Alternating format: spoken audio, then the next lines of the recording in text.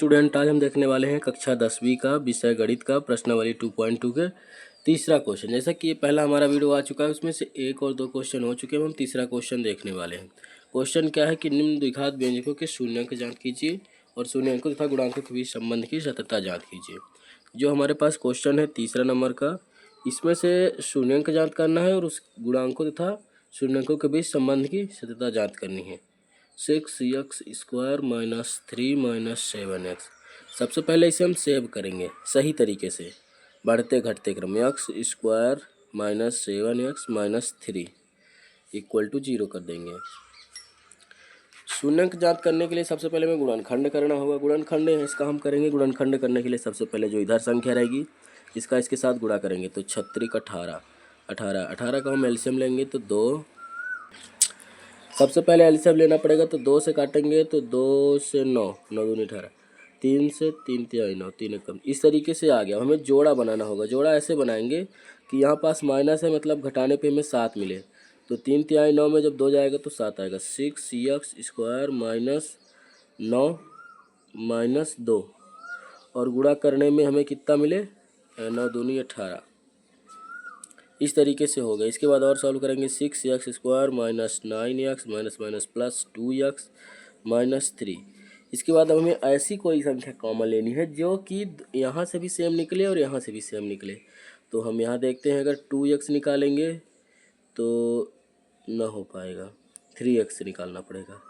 3x निकालेंगे तो यहाँ पास बचा 2x, क्योंकि 3 दूनी 6 x² माइनस 3 तिहाई 9, यहाँ 3 बचेगा, प्लस एक कॉमन लेंगे 2x - 3।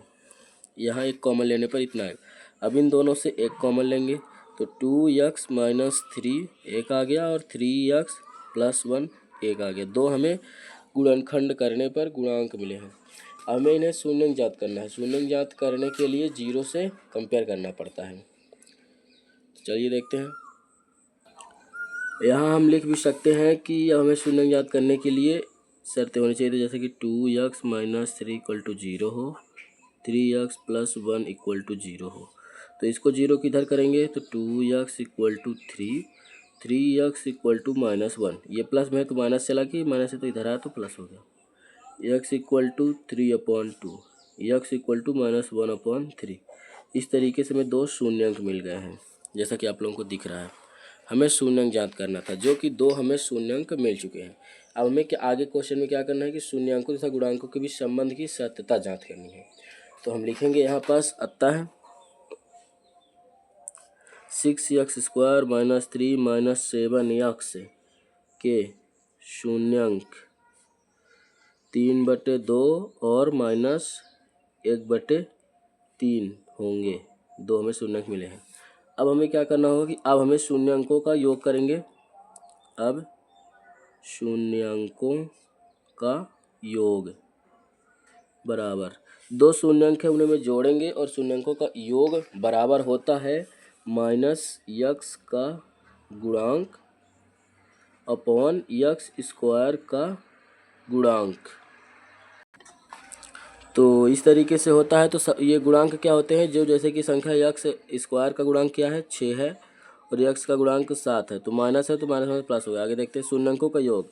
सबसे पहले जो 2 शून्यांक मिले उन दोनों को हमें जोड़ना है, तो 3 + 2 प्लस -1/3। ये माइनस सवाल में मतलब संख्या में है और फार्मूला एक तरीके से समझ सकते हैं कि प्लस है, दोनों को जोड़ना है। -x का गुणांक, तो माइनस x का गुणांक कितना है, -7, तो -7 कोष्टक के अंदर x² गुणांक कितना है, 6, तो 6। अब इन दोनों का एलसीएम लेंगे, 3 दूनी 6 हो जाएगा। ये प्लस है तो ये प्लस माइनस से गुणा होगा तो माइनस हो जाएगा संख्या। ठीक, आगे देखते हैं, इसको और ऊपर कर देते हैं। तो इस तरीके से यहाँ जैसे कि 3 दूनी 6, इधर 2 से जब इसमें भाग देंगे 3 आएगा, 3 के ऊपर गुणा 9 माइनस, ये माइनस इसलिए लगा क्योंकि ये प्लस माइनस माइनस हो गया है। अब यहाँ 3 से 2 तो ऊपर 2 गया, इधर है माइनस माइनस प्लस 7/6। इन दोनों का घट गया, 9 में 2 गए 7, 7/6 बराबर 7/6, जो कि यहाँ पास शून्यांकों का योग है। ये एक तरीके से सही हो रहा है, मतलब सत्यता प्रमाणित हो रही है। अब एक और देखेंगे, गुणांक एवं शून्यांकों का गुणनफल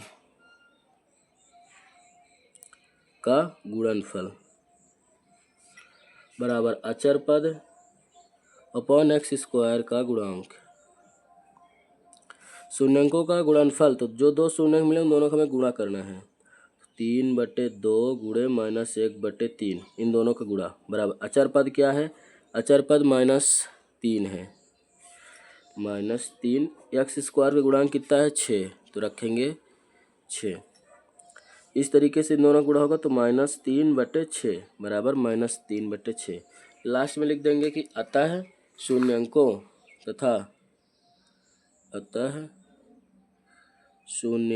तथा गुणांकों के बीच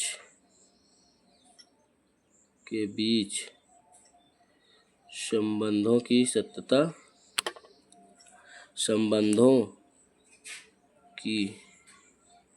सत्यता प्रमाणित हुई। इस तरीके से ये क्वेश्चन को सॉल्व करना है। ये सबसे पहले क्वेश्चन है, इसके बाद हमें सही किया, फिर गुणनखंड किया, इसके बाद गुणांक आए, 0 से कंपेयर कर दिए, तब जाके शून्यंक मिला है हमें, फिर शून्यंकों का योग गुणनफल सॉल्व हो गया। इस तरीके से ये पूरा क्वेश्चन सॉल्व हो गया। तो वीडियो देखने के धन्यवाद। चैनल को सब्सक्राइब जरूर करिए, और इसका पहला वीडियो ना देखे होंगे तो चैनल में वीडियो आ चुका है, जाके देख सकते हैं, और दोस्तों के साथ शेयर जरूर करें। जल्द से जल्द और सरल तरीके से सॉल्व होंगे क्वेश्चन।